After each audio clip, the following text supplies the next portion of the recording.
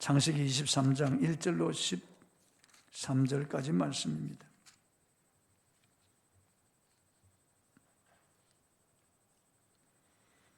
창세기 23장 1절로 13절까지 말씀입니다. 제가 봉독하겠습니다.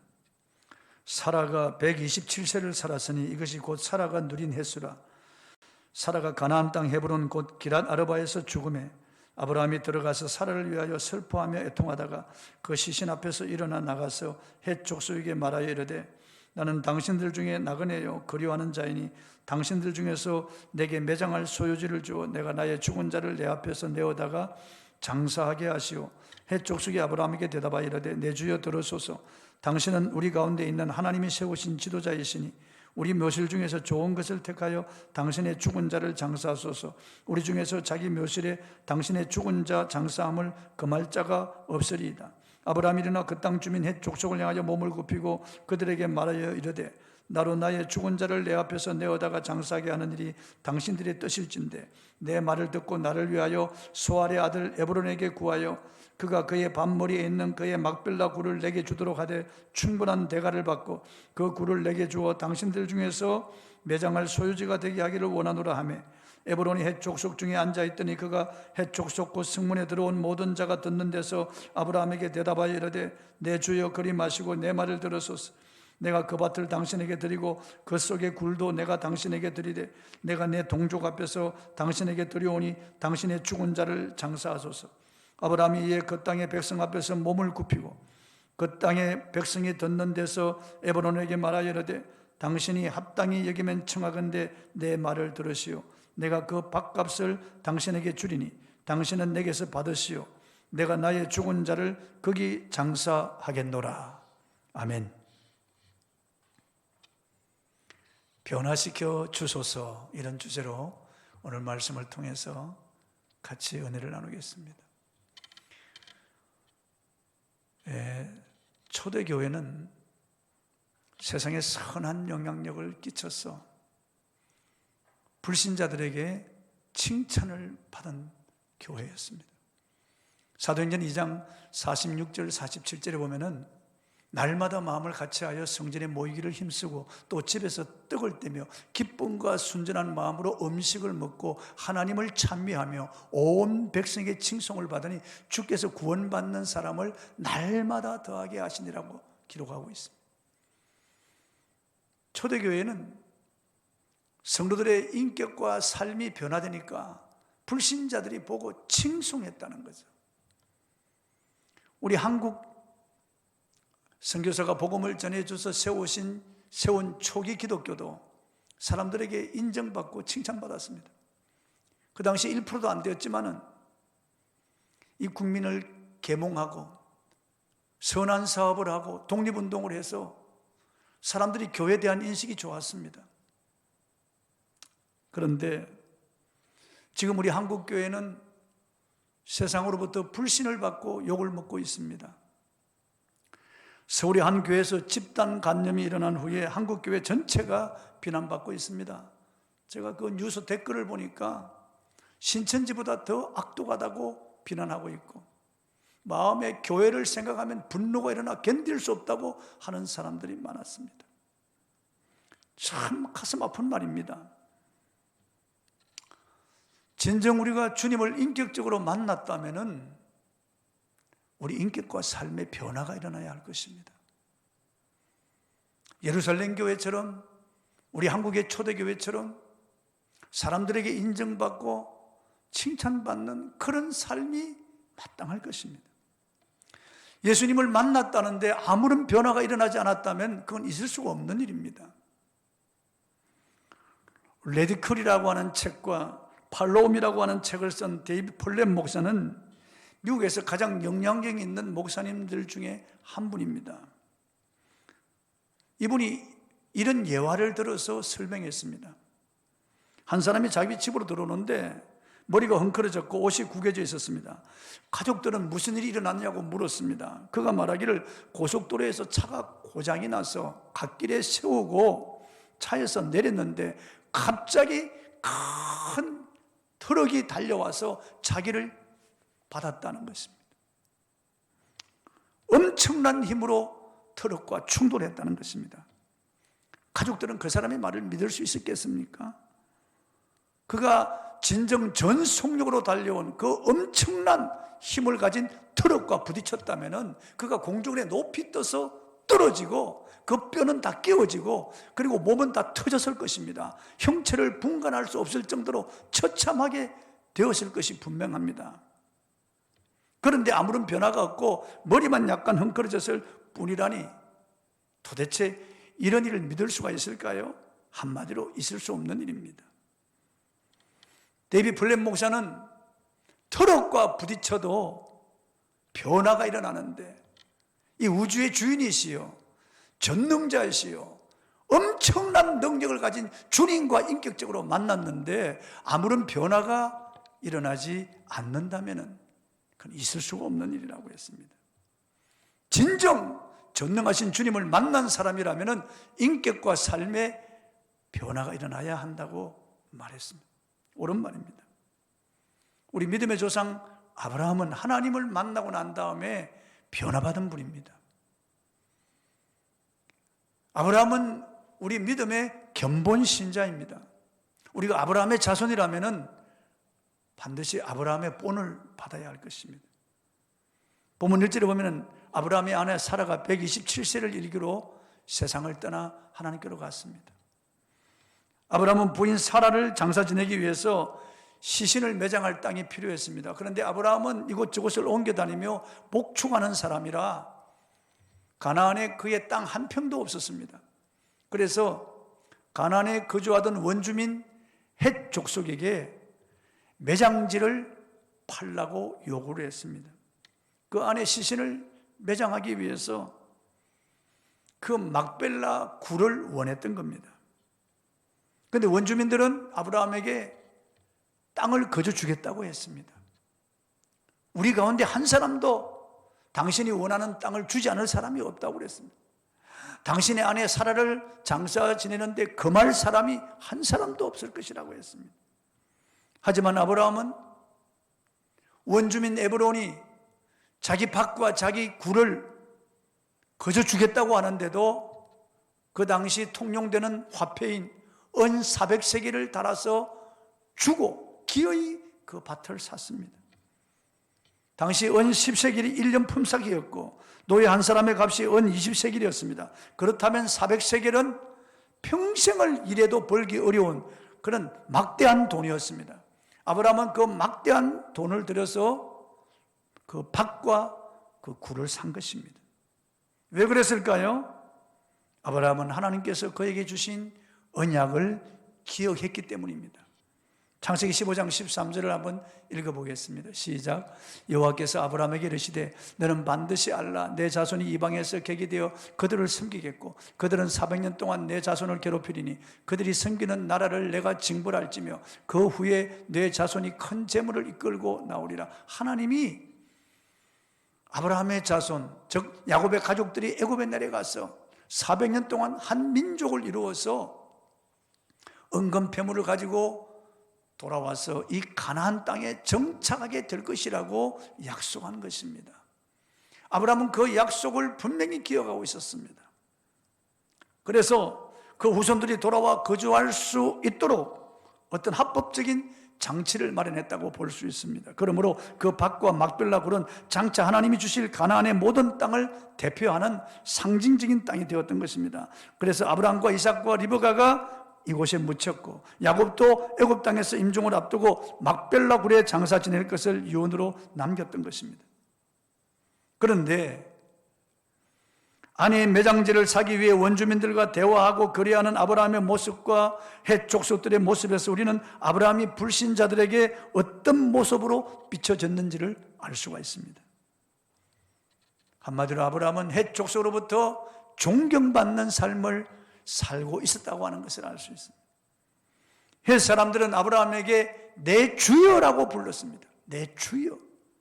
에브론도 아브라함을 부를 때 내 주님이라고 불렀습니다.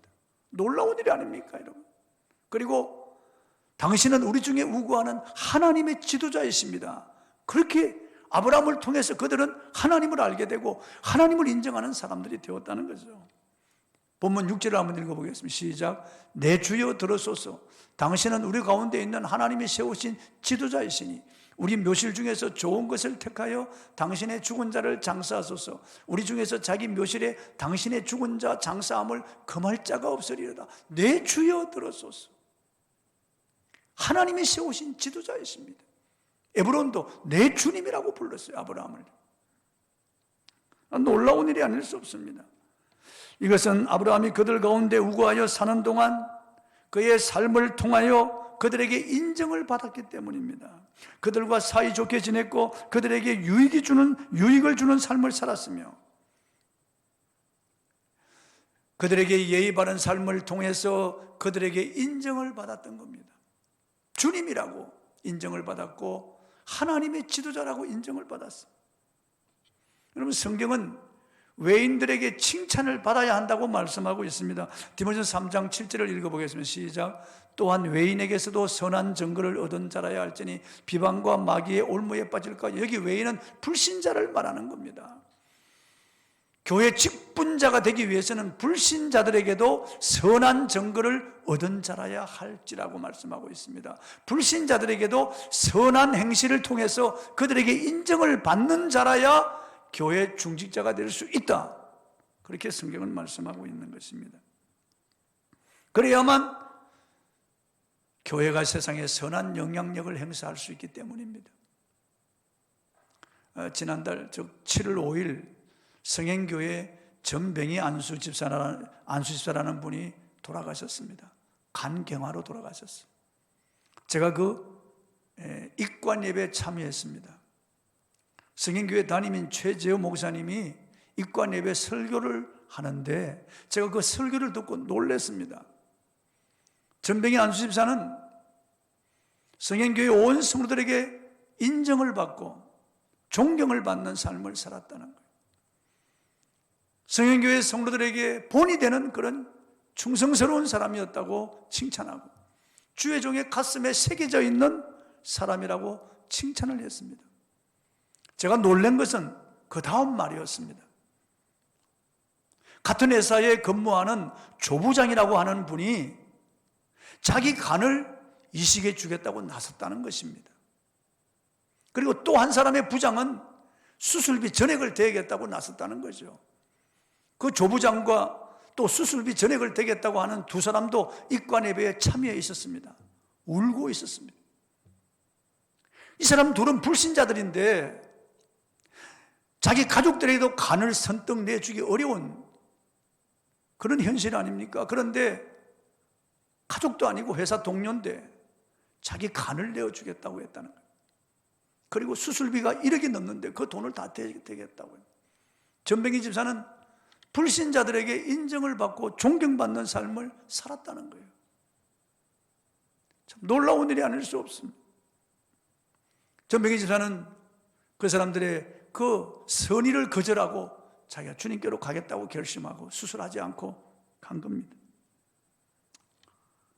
우리는 선한 행실을 통해서 하나님께 영광을 돌리는 삶을 살아야 합니다. 베드로전서 2장 12절을 한번 읽어보겠습니다. 시작. 너희가 이방인 중에서 행실을 선하게 가져 너희를 악행한다고 비방하는 자들로 하여금 너희 선한 일을 보고 오시는 날에 하나님께 영광을 돌리게 하려 함이라 그랬어요. 그 당시 기독교인들이 모여서 성찬식을 거행하는데 주님의 살을 먹고 피를 마시는 그 의식을 통해서 주님을 기념하는데 불신자들 사이에 소문이 퍼졌어요. 사람을 잡아다가 인육을 먹고 피를 마신다. 기독교인들은 악한 짓을 한다. 그런 소문이 퍼졌어요. 그 베드로 사도가 우리가 불신자들 앞에서 선한 행실을 가져서 우리를 악행한다고 생각하는 저들로 하여금 우리 생각이 잘못되었구나 생각하고 그들이 우리를 칭찬하고 하나님께 영광을 돌리도록 하라고 그렇게 말씀하고 있는 것입니다. 우리는 말과 행실을 통해서 이 세상에 영향력을 끼치는 사람이 되어야 됩니다. 본문 7절을 한번 읽어보겠습니다. 시작. 아브라함이 일어나 그 땅 주민 헷 족속을 향하여 몸을 굽히고 또 12절을 읽어보기 시작. 아브라함이 이에 그 땅의 백성 앞에서 몸을 굽히고 그랬어요.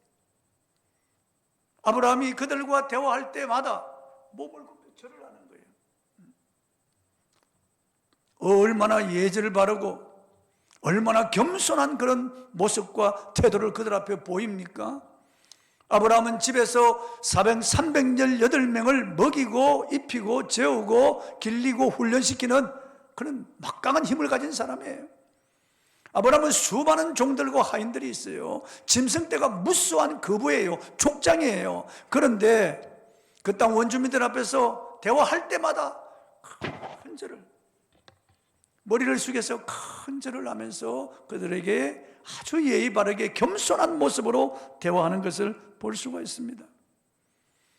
이런 예의 바르고 겸손한 이런 아브라함을 보고 이 불신자들도 아브라함을 주님이라고 부르고 하나님의 지도자라고 부르는 거예요.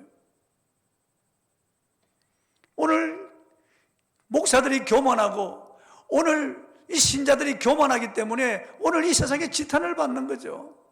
사탄은 원래 하늘나라 음악을 관장하는 천사장이었고 하나님의 보좌 가장 가까이 있었던 천사장이었습니다. 그런데 이놈이 교만하여 하나님을 대적하고 이가 하나님의 보좌를 엿보다가 찍혀서 세상으로 던져져서 이 땅에 사탄이 되고 그를 따르던 천사들이 내려와 마귀 귀신이 된 것입니다. 하나님은 교만한 자를 대적하시고 하나님은 교만한 자를 미워하신다고 말씀하고 있습니다. 하나님은 겸손한 자에게 은혜를 베푸신다고 말씀하고 있습니다.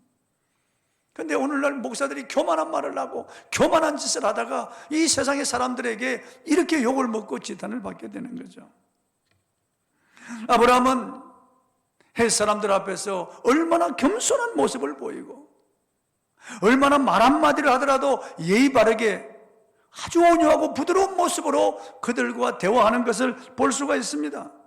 그들이 매장지를 그저 가져가라고 해도 당신이 원하는 매장지를 우리는 그저 주겠다고 해도 아니라고, 난 그저 받을 수 없다고, 반드시 대가를 지불하고 그 매장지를 사겠다고 하면서 은 400세겔 그 큰 돈을 들여서 에브론에게 그 매장지를 사는 거예요. 초대교회 당시에 사도들은 유대교 신자들로부터 존경을 받았습니다. 베드로가 지나가는 길에 사람들이 환자들을 메고 와서 그 거리에 쭉 그냥 늘어놓고 베드로의 그림자라도 덮일까 간절히 바라고 사도들의 뒤를 따랐어요. 그들이 뭐 구원받기 위해서 그랬던 건 아니에요. 사도들에게서 선한 영향력이 있다는 것을 그들이 알았기 때문에, 사도들이 그들의 문제를 해결해 줄 수 있다고 그들이 믿었기 때문에 그들은 사도들을 우러러보고 사도들을 따랐던 거예요. 예수님은 너희는 세상의 빛이라고 했습니다. 너희는 세상의 소금이라고 했습니다. 너희는 세상의 소금이니 소금이 만일 그 맛을 잃으면 무엇으로 짜게 하려? 다만 밖에 버려 사람에게 밟힐 뿐이니라. 지금 사람에게 밟히잖아요. 너희는 세상의 빛이니 산 위의 동네가 숨겨지지 못할 것이요 사람이 등불을 켜서 말 아래 두지 아니하고 등경 위에 두나니 이러므로 집안 모든 사람에게 비쳤느니라. 이러므로 너희 빛을 사람 앞에 비추게 하여 저희로 너희 착한 행실을 보고 하늘에 계신 너희 아버지께 영광을 돌리게 하라고 말씀하고 있습니다. 여기 너희는 세상의 빛이니 원어에 보면은 너희만이 세상의 빛이니라고 말씀하고 있는 겁니다. 너희만이 세상의 빛이니. 우리가 생각할 때는 나는 부족하고 허물이 많고 나는 부끄러운 사람인데 나는 비칠 수가 없습니다. 나는 여전히 죄를 짓는데 나는 어두움이죠. 아니에요.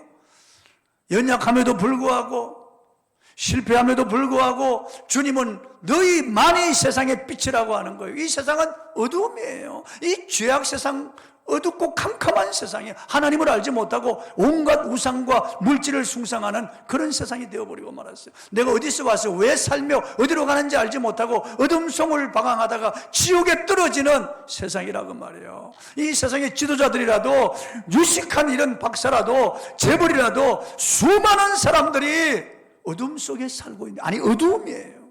근데 우리는 하나님을 알잖아요. 하나님이 이 천지와 만물을 창조하시고 하나님이 우리를 지으신 분이라고 하는 것을 알게 되었습니다. 하나님이 하나님을 떠나 유기된 우리를 구원하시려고 그 아들 예수님을 보내어 십자가에 피 흘려 죽으시고 그 피로 우리 죄를 씻으시고 우리의 모든 죄를 용서하시고 사흘 만에 부활하셔서 우리에게 의를 주셨다는 것을 압니다. 그리고 우리에게 예수 믿으면 영생과 영원한 천국과 부활을 주신다는 것을 우리는 압니다. 이 성경이 하나님의 말씀인 것을 우리는 압니다. 그런데 세상 사람들은 전혀 알지 못하고 있습니다. 어두움이에요. 어두움. 그런데 이 어두운 세상에 너희만이 빛이라는 거예요. 너희만이 빛이라는 거예요. 우리가 어떻게 빛이 될 수 있습니까? 착한 행실을 통해서 빛이 되는 거예요. 착한 행실을 통해서. 빌립보서 2장 15절을 읽어보겠습니다. 시작. 이는 너희가 흠이 없고 순전하여 어그러지고 거스르는 세대 가운데서 하나님의 흠없는 자녀로 세상에서 그들 가운데 빛들로 나타내며, 이 어그러지고 거스르는, 하나님을 거스르는 세대 가운데서 하나님의 흠없는 자녀로 흠이 없고 순전한 삶을 살아서 그들 가운데 빛을 나타내라. 빛들로 나타나라는 거예요. 빛들로. 흠없고 순전한 삶을 살아야 된다는 거죠. 에베소서 5장 9절을 읽어보겠습니다. 시작. 빛의 열매는 모든 착함과 어려움과 진실함이 있느니라. 우리가 빛이라면은 나무를 심으면 열매를 거두잖아요. 감자를 심으면 감자, 고구마를 심으면 고구마를 거두듯이 우리가 빛이라면은 반드시 열매를 거둬야 되는데 그 열매가 착함과 어려움과 진실함이라는 거예요. 우리 그리스도인이라면은, 저와 여러분이 그리스도인이라면은 세상의 불신자들에게 착함과 어려움과 진실함을 나타내 보여야 된다는 거죠. 그래서 그리스도를 드러내야 된다는 겁니다. 인도의 성자라고 불리는 마하트마 간디는 힌두교 신자인데 영국의 옥스퍼드 대학에 유학하면서 그는 힌두교를 버리고 기독교로 개종하기로 결심했습니다. 그런데 나중에 생각을 바꿨어요. 왜 그러냐면은 그가 하숙하고 있는 집 주인이 무정하고 아주 욕심에 차 있고 아주 교만하고 거들먹거리는 것을 보면서 그는 결심을 접었습니다. 그가 이런 말을 했습니다. 예수님은 좋은데 기독교인은 싫다. 그 한 사람이 본을 보였다면 인도의 수많은 사람들을 구원할 수 있는 기회가 될 수 있었는데, 한 사람의 기독교인이 잘못함으로써 엄청난 그런 잘못을 저지르게 된 겁니다. 성도 여러분, 사람들에게 친절을 베풀어야 되고 선한 말을 해야 되고 다툼이 있을 법한 그런 자리에서도 참아야 됩니다. 온유함과 겸손함으로 사람을 대해야 되고, 내가 과연 그리스도의 사람이라면은, 하나님의 자녀라면은 우리는 하나님의 영광을 위해서 살아야 됩니다. 먹든지 마시든지 모든 하나님의 영광을 위해서는 내 자신을 버리고 이타적인 삶을 살아야 돼요. 그래서 세상 사람들이 볼 때, 저분을 볼 때 저분은 뭔가 내가 가지지 못한 것을 가진 것 같아. 저분은 정말 행복한 것 같아. 저분은 정말 존경스러워. 저 사람 정말 하나님의 사랑 같아. 이렇게 우리를 인정해 주면 하나님의 영광을 받으신다는 거예요. 하나님이 이 원주민들로 통해서 하나님의 영광을 받으신 거예요. 아브라함을 향하여 내 주님이라고 그러고, 아브라함을 향하여 하나님의 지도자라고 부르는 거예요. 하나님이 세운 지도자라고 인정하는 거예요. 그건 아브라함의 삶을 통해서 그들이 감동을 받은 거예요. 마태복음 5장 16절을 읽어보겠습니다. 시작. 이같이 너희 빛이 사람 앞에 비치게 하여 그들로 너희 착한 행실을 보고 하늘에 계신 너희 아버지께 영광을 돌리게 하라. 착한 행실이, 불신자들 앞에서 착한 행실이 바로 빛이에요. 빛을 비추는 거예요. 아브라함은 이미 수천 년 전에 초대교회 사도나 신자들 같은 가치관을 가지고 살았습니다. 그는 하나님을 통하여 늘 말씀을 공급받고 하나님과 사귀어 살면서 그는 하나님을 닮아갔어요. 그래서 그 조카 롯이 아브라함 때문에 덕을 보았습니다. 소돔과 고모라도 아브라함의 덕을 보았습니다. 하나님은 이런 아브라함을 선한 길로, 의의 길로 인도하시고 완전한 길로 인도해 가셨어요. 저는 가끔 제가 어릴 때 다니던 교회를 생각합니다. 언덕 위에 세운 작은 예배당이었습니다. 그런데 내가 다니던 시골 교회는 신자들뿐만 아니라 동네 사람들에게도 인정을 받았습니다. 큰 유익을 주었습니다. 교회가 세워져서 마을에 미신이 없어지기 시작했습니다. 아이들과 노인들에게 성경을 가르쳐서 문명이 퇴치되었습니다. 추수감사절 성탄절이 되면 떡을 만들어 가가호에 돌렸습니다. 그 당시에 참 양식이 부족할 때인데 떡 한 덩어리는 귀한 것이었습니다. 그때는 교회가 불신자 가지지 않던 힘을 가지고 있었어요. 비록 은과 금은 없었지만은 그리스도의 사랑을 가지고 그들을 품었습니다. 그릇된 관습과 게으름이 이 교회에 의해서 고쳐졌습니다. 교회가 사회를 가르치고 계명하는 선구자적인 역할을 했습니다. 그런데 오늘날 교회는 세상으로부터 걱정거리가 되고 있습니다.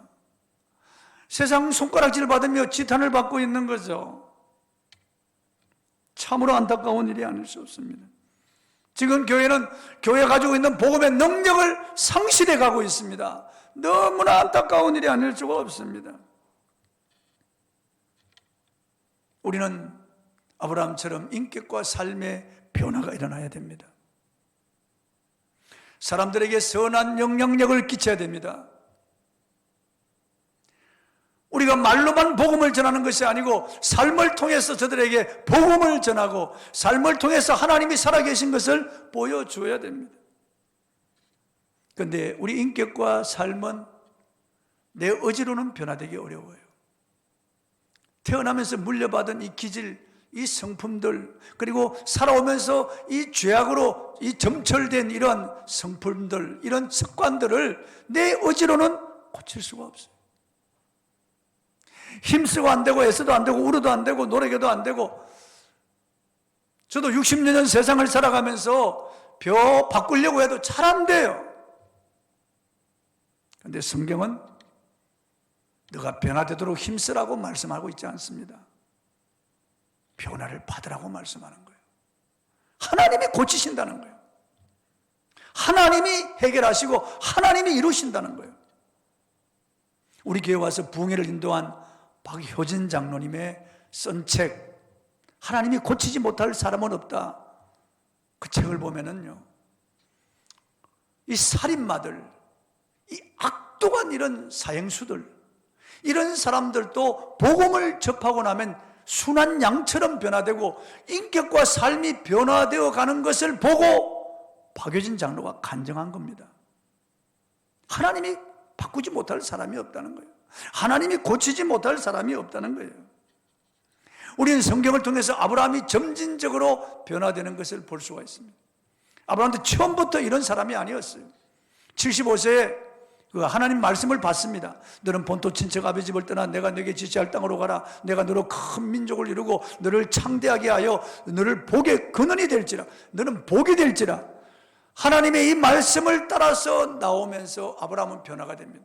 갈 바를 알지 못하지만 말씀을 따라가면서 그는 변화가 됩니다. 조카 롯이 떠나고 난 다음 너무나 외롭고 마음이 흔들릴 때 하나님이 그를 불러내어 또 말씀을 주시는 거예요. 하늘의 무뼈를 셀 수 있나 보라. 땅의 티끌을 셀 수 있나 보라. 내 자손이 이와 같을 것이다. 너 땅을 지금 보는 데서 종과 행으로 행하여 보라. 내가 너와 내 자손에게 이 땅을 줄 것이다. 하나님이 아브라함에게 말씀을 주셔서 그를 새롭게 하는 거예요. 흔들리는 믿음, 외로움과 두려움을 하나님이 없애주시고 다시 세워주시는 거예요. 그가 하갈 취해서 이스마엘을 얻어서 가정에 불화가 일어났을 때도 하나님이 그를 끄집어내 말씀을 또 주시는 거예요. 하갈과 이스마엘을 쫓아내고 마음이 흔들릴 때도 말씀을 또 주시는 거예요. 그래서 아브라함으로 하여금 성숙한 신앙으로 하나님이 세워주시는 거예요. 하나님이 아브라함의 마음을 새롭게 하신 거예요. 그 아브라함이 변화되는 거예요. 하나님이 변화시키는 거예요. 삼국지에 보면은 이 조조가 여불이라고 하는 사람의 집에 숨어서 피하여 있는데, 여불이가 조조를 잘 대접하려고 이 짐승을 잡으라고 했습니다. 하인들이 칼을 가는데 자기를 죽이려는 줄 알고 그 하인들을 다 죽이고 도망을 갑니다. 그 길거리에서 여불이를 만났습니다. 여불이는 반가워서 조조를 반기는데 조조가 그걸 칼로 죽이는 거예요. 그 사건이 일어나고 난 후에 조조가 후회합니다. 여불이는 나를 대접하라고 했는데 내가 오해해서 그를 죽였다는 거 압니다. 그 죄책감 때문에 그랬는지 심한 두통에 시달립니다. 그 당시에 가장 유명한 신이라고 하는 화타라고 하는 의사를 불러서 검진을 받습니다. 화타는 중국 천주에서 가장 탁월한 외과 의사였어요. 이 화타가 조조를 검진해보고 당신의 뇌 속에 풍질이 들어있습니다. 인도의 대마에서 나오는 마비산이라고 하는 마취제를 뿌려서 당신을 잠들게 하고 당신의 두개골을 갈라서 그 풍지를 끄집어 내어야만 당신 살 수가 있습니다. 그러니까 이 조조가 그 말을 듣고 놀랍니다. 나를 죽이려고 하는구나. 그 당시 조조의 생각으로는 아니 사람의 두개골을 갈라서 이 뇌 속에 있는 걸 끄집어낸다고 하니까 이게 믿을 수가 없었던 겁니다.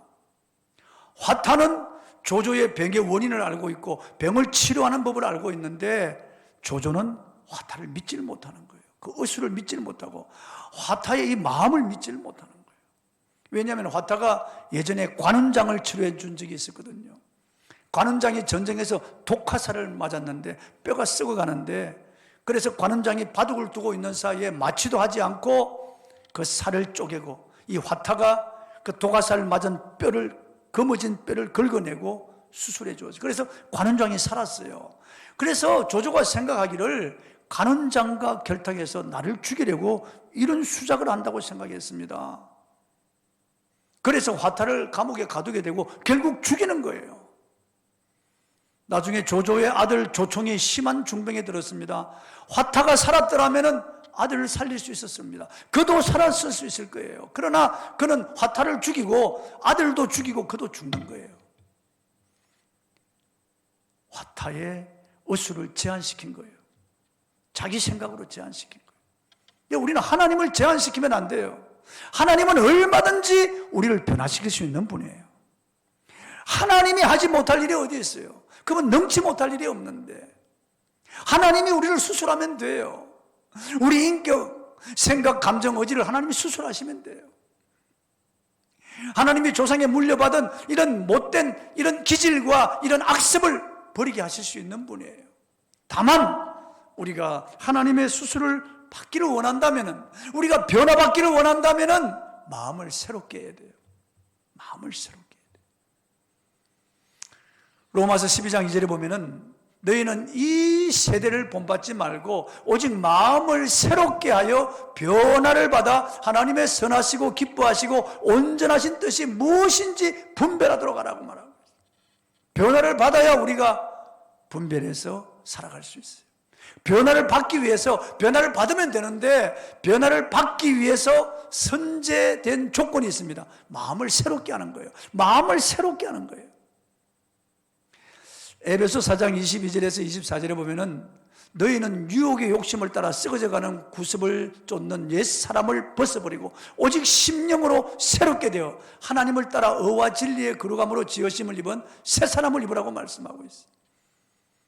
새 사람을 입는데 하나님이 입혀주시는데, 하나님이 입혀주시는 새 사람을 입는 선제 조건이 있어요. 심령으로 새롭게 되는 거예요.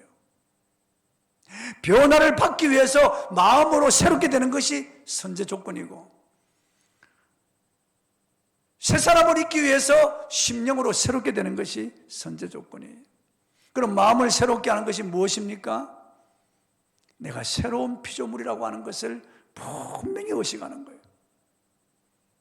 고린도서 5장 17절에 누구든지 그리스도 안에 있으면 새로운 피조물이라 이전 것은 지나갔으니 보라 새 것이 되었도다. 나는 그리스도 안에서 새로운 피조물이 되었다.